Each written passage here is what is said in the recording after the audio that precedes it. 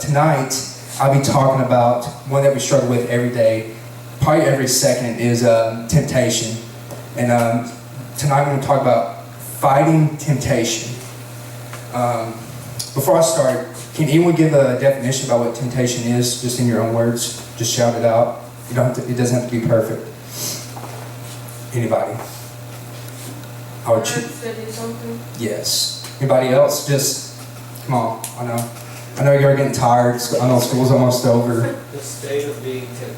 Yes. I love it. Yes, state of being tempted. Yeah, dang. Yeah. I feel like supposed to not use part of the yes, word sir. in your definition. The floor is made out of floor. Floor is made out of floor. So, well, here's the definition for you all. Definition of temptation is this: a thing or course of action that attracts or tempts someone. Yeah, I'm watching y'all too. Look at him. So that's temptation. You ruining it. I can talk after service. Yeah, y'all can talk after service. So here's a question for you all. That is in the back of your minds, or y'all can talk about later. Is when you get tempted, do you give in or do you fight it? And I just want that. Let y'all. I bet. What? You run. Do you run? I mean, some of us don't run. I mean, in reality, I mean, we want to run, but some of us actually just take it. And I'm going to talk about King David in a second about his deal with temptation. So this is my point. This is my first point. The problem with temptation. The problem with temptation is it will eventually affect things that are part of your life, such as friendships, relationships, mental health. I mean, if you just let one thing in your mind that you want to do, it will eventually affect all the relationships that you have. Especially mental health. It's also Mental Health Awareness Week, so it definitely takes a toll. It's Mental Health Awareness Month, not week. It definitely takes a toll on your mental health if you let temptation in instead of fighting it, and I'm going to explain that in a second as well. And it also affects your personal life. Temptation can turn you to someone that you don't want to be, and I'll talk about that as well. When we are overcome with temptation, we will do whatever it takes to get it. I mean, if we have that thought, it would be like, hey, it'd be okay if I take one sip of alcohol. Once you do that, you're just going to open up the floodgates, and you're just going to be like, oh, it's okay.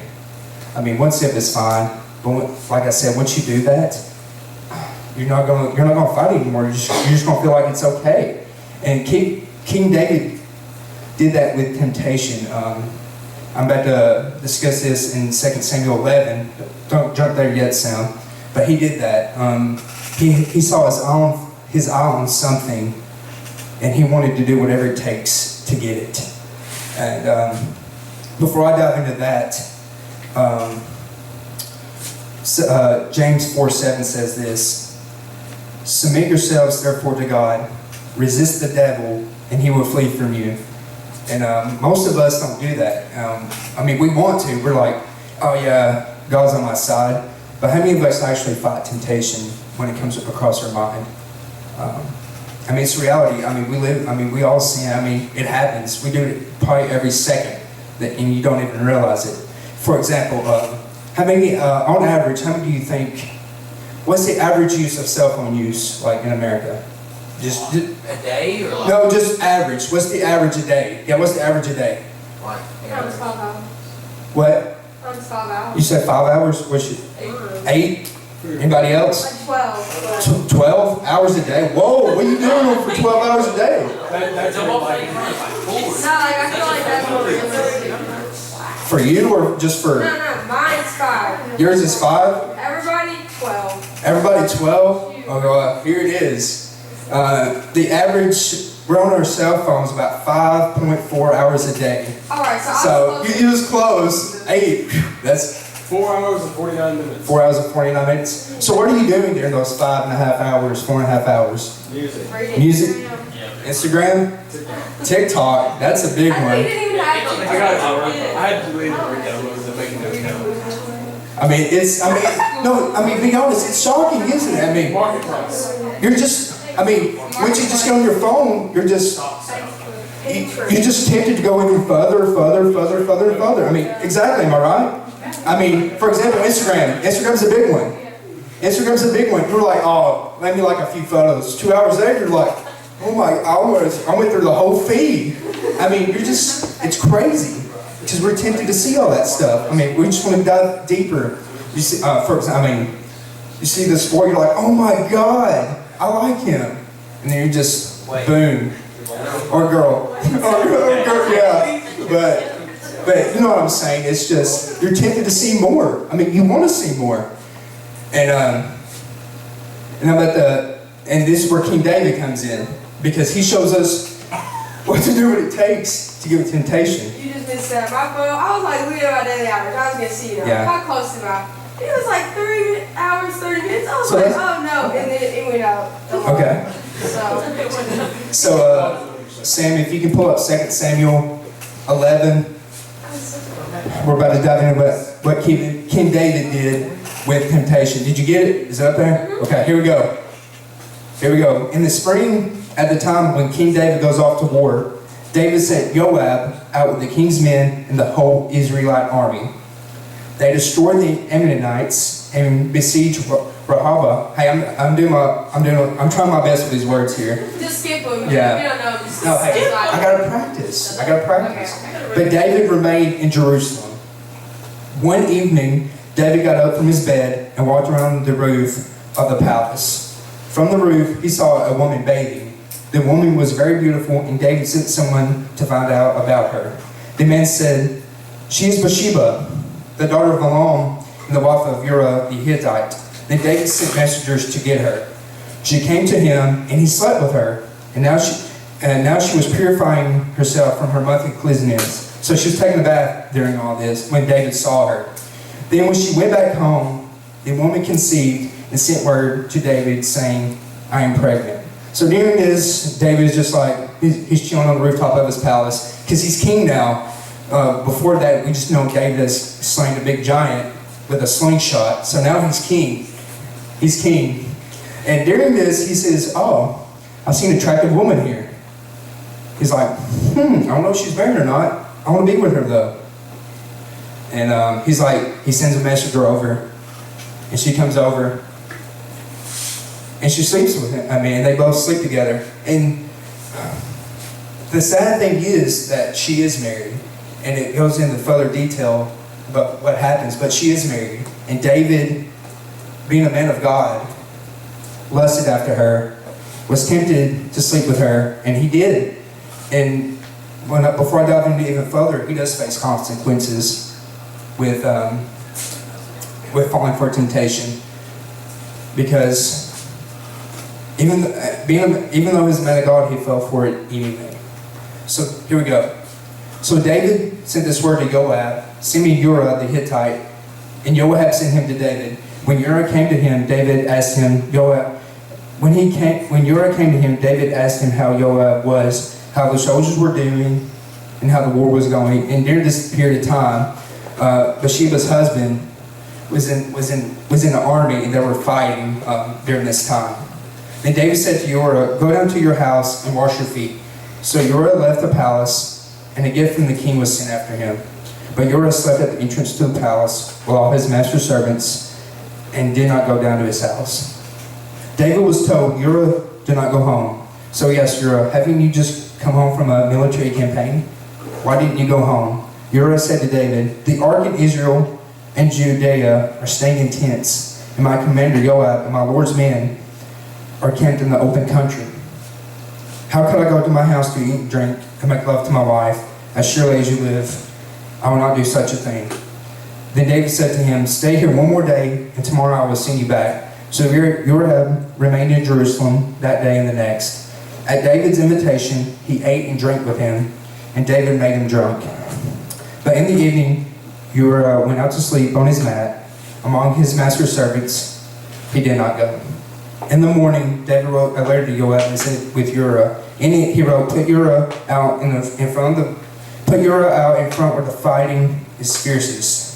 then withdraw from him, so he'd be struck down and die. So while Joab had the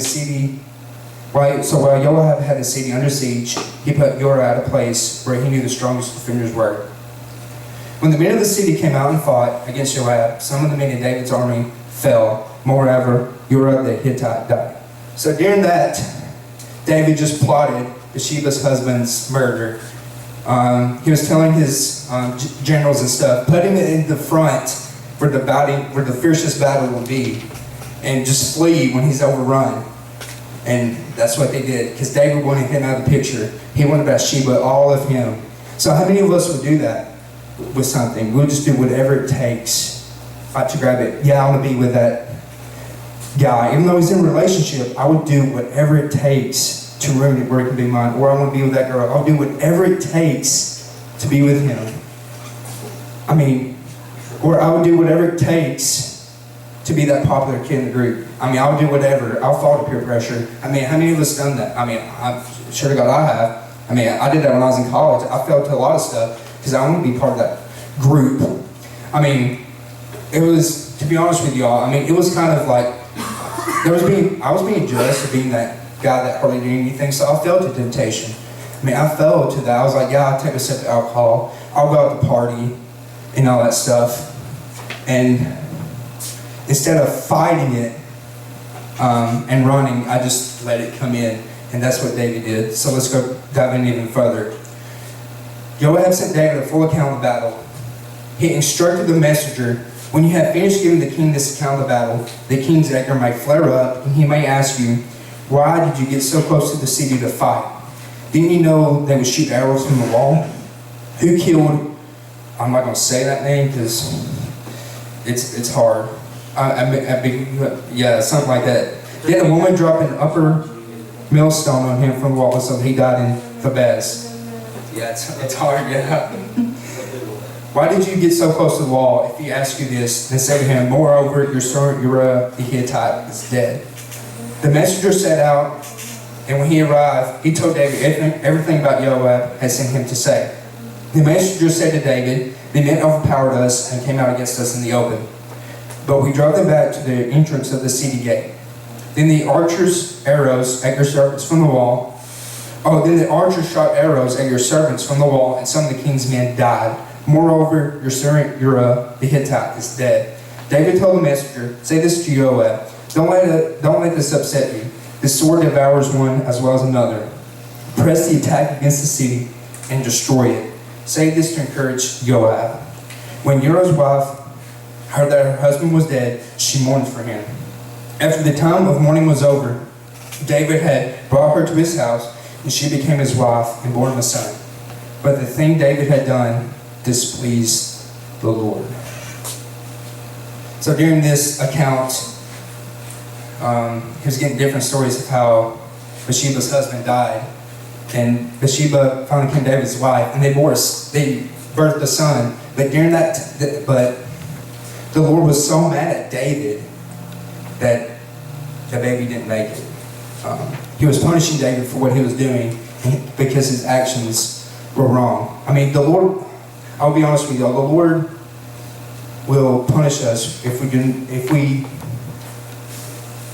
we fall to temptation. If we keep falling to temptation, He won't punish us like David did. But He won't be fond of us. Even though He still loves us, if we keep sinning, and fall into temptation, we'll eventually face the consequences. It'll eventually catch up to us, and it'll just be devastating. Like I said before, David was a holy man. He conquered, being the smallest man of all, being the king, getting everything he wanted. He took advantage of it. We can get everything we want. The Lord can bless us with everything we want. I don't know, for example, like some of y'all are about to start work, college, all that. He can get you into the best college, the best job, great relationship, anything. But if we take advantage of it, then it would just be gone in an instant. He would literally just take it. He would just literally take it away.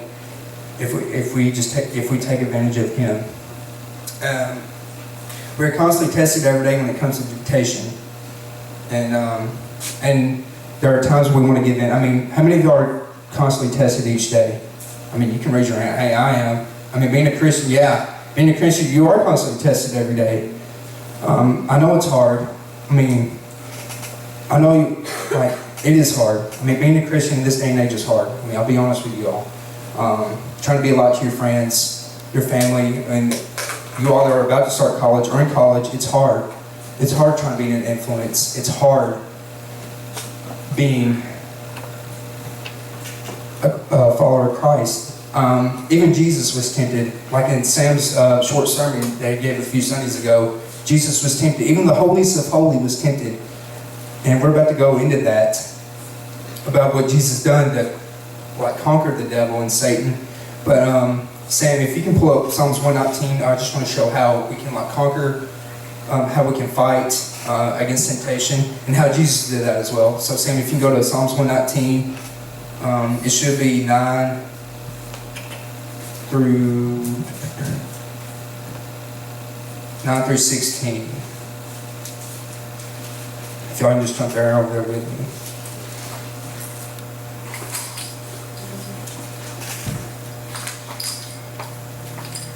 6 through 19, Psalms 119, 9 through 16, here we go.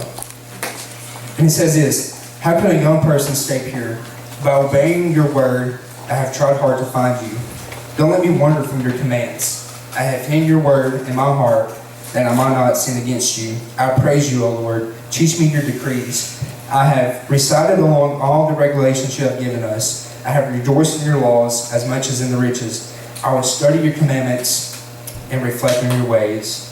I will delight in your decrees and not forget your word. So basically what it's telling us here, obey the 10 Commandments. We all know that. Thou shalt not kill. Thou shalt love your parents. Thou shalt not commit adultery. But he's also saying, stay faithful in this thing here. This is your sword here. And we're going to be talking about that later this week. Later on in the series about this, and how we use the armor of Christ to help battle temptation too. Because it's just it's worse when you have one of these in your pocket. It's terrible, guys. I know. For me, my urge comes late at night. Come on.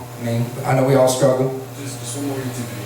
No, YouTube, but other things. It can be different from all of us. But I want to watch.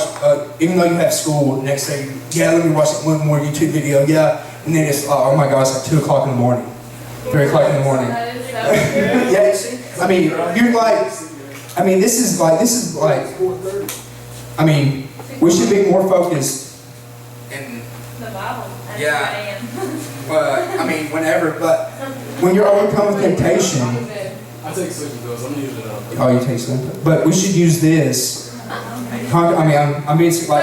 this. That's how it goes. Well, if you're overcome with temptation, instead of being on this, why not be in this? I can be guilty of it too. I'll be on my phone until about 12, 1 o'clock in the morning and have to work the next day. But when I'm tempted, I don't use this, to be honest with y'all. I don't use this when I'm tempted. I'm more on this than I'm in this. And it's sad.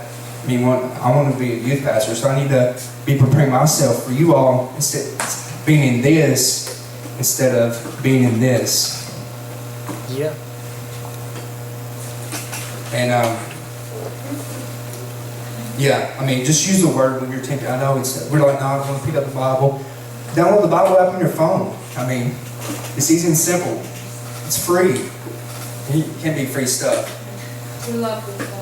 Yeah, we love free stuff. We love free stuff.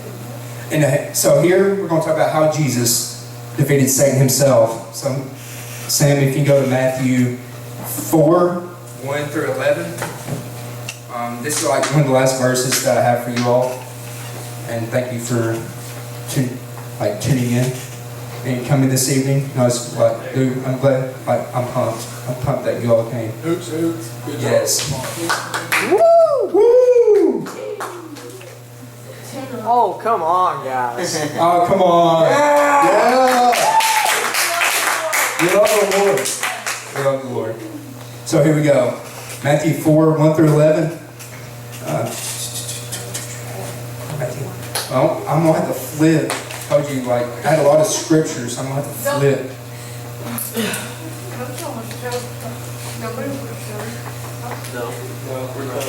No, well, I'm just going to read off the screen. Matthew 1 through 4. Here we go. Then Jesus was led by the Spirit into the wilderness to be tempted by the devil. After fasting 40 days and 40 nights, he was hungry. The tempter came to him and said, which is Satan, if you are the Son of God, tell these stones to become bread. Jesus answered, it is written, man shall not live on bread alone, but on every word that comes from the mouth of God. Then the devil took him to the holy city and had him stand on the highest point of the temple. And if you are the Son of God, he said, throw yourself down, for it is written. Sam, go to the next one. If you can. Yeah, it's hidden down there. Oh, it's hidden down there? There we go. Here we go. He will command his angels concerning you, and they will lift you up in their hands, so that you will not strike your foot against a stone. Jesus answered him, it is also written, do not put the Lord your God to the test. Again, the devil took him to a very high mountain and showed him all the kingdoms of the world and their splendor. All this I will give you, he said, if you will bow down and worship me. Jesus said to him, away from me, Satan, for it is written, worship the Lord your God and serve only him. Next one, Sam. Then the devil left him, and angels came and attended to him. So basically the Lord was telling Satan, yeah, I can do all these things, but it doesn't benefit. I mean, it would just be going against what I'm saying. I mean, Satan was telling, yeah, you can do all these. You can turn stone into bread. You can jump off a building and hopefully, and like your angels catch you. But he's like, no, that would be going against my word. I mean, yeah, even though I've been in the woods for 40 days, hungry, wanting to turn some rocks into bread, he didn't. He stood fast. I mean, and that's what he did. I mean, that's what he does for us. He fights our battles when we don't even know it. Probably don't even realize that he does, but he does, because we're all distracted. Majority with literally our cell phones, like I said. But you don't even know that he's fighting your battles. But he has people that surround you all that are helping you through your life that you don't even know it. And this leads up to the process of like how we can fight temptation and everything. The first step in overcoming temptation is to turn to Him in repentance and faith. Acknowledge that only Jesus can make you right before God. He died in your place to satisfy the just wrath. He died in place to satisfy the wrath of God against your sin, and He rose from the dead to prove that the debt was paid. So we don't have to worry about dying for our sin, because it says here, Jesus did it. He did it when He rose from the grave. We don't have to die for like drinking alcohol. We don't have to die for like falling into like pride or like lust, any of that, because He paid the price for us. It shows like, yeah, I got you. I got your back. That's what He's telling us. Another thing, surround yourself with people that can hold you accountable and are deeply rooted as you are. I know it's tough. When I went to college, I did that. I started a Christian fraternity at school. So me, a group of 25 guys, once a week, we all met. It's called cell groups. So during that, it's like a miniature Bible study. We meet twice a week, and we would hold each other accountable. We'd be like, hey, how's your week going? How can I help you? There'll be hours where we just talk about our struggles. Like dudes literally crying about what they're struggling with, because it's tough being a college Christian dude, especially nowadays. Same with you, lady. It's hard. I know it's hard for all of us. I know it's hard. Trust me. I've been there. I struggled with depression. I struggled with anxiety. I struggled with alcohol. I know we all struggle. I know what's going through y'all's mind. I've been there. So I'm here to help you all through that. I've been there. You name it, I've done it. May I just say that? You name it, I've done it. So when I went to school, I surrounded myself in a community that held me accountable, and they helped me fight temptation. Even though for times I fell to it, I'll tell the guys, hey, I just did this. Let's talk about it. I mean, I would literally call guys at 3 o'clock in the morning and be like, hey, I just did this. Can I come over? They're like, yeah. So we would just talk about like for hours. So I know it's hard. So just surround a group. Even like get a group get you a group where y'all hang out once or twice a week, like after school. Be like, hey, how's y'all's week? I mean, it isn't. Y'all don't have to be even at the same school. Just hang out.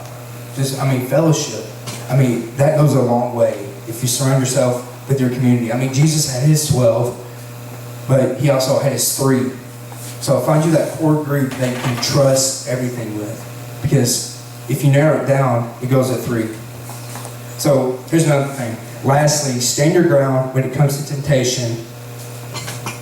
And stand your ground when it comes to temptation, because Jesus stood his ground and Satan fled. So when we stand our ground, Satan will flee. Like it says in Matthew 1 through 11, Satan fled after Jesus confronted him, said like, hey, don't mess with me, basically, because I can do all things. And that's what he did. So if we just stand rooted, stand in the Word, and surround ourselves with the community, he will flee. And I just want to wrap up with this. And Sam, if you can get ready to start playing music, that'd be fantastic. I just want to say this. It's definitely not easy, but in the end, it's definitely worth beating temptation. I mean, when you beat that, be like, whoa, yeah, I didn't take that drink. Whoa, I didn't watch that next video. Whoa, I didn't take those drugs. Whoa. I mean, it's fantastic. I mean, you should jump up and down. I mean, like, you should be like, yeah, I defeated it. I defeated it. So, this will be leading into the altar call. Like I've been saying all evening, we all struggle with something. And I don't want you all to leave here tonight with that struggle.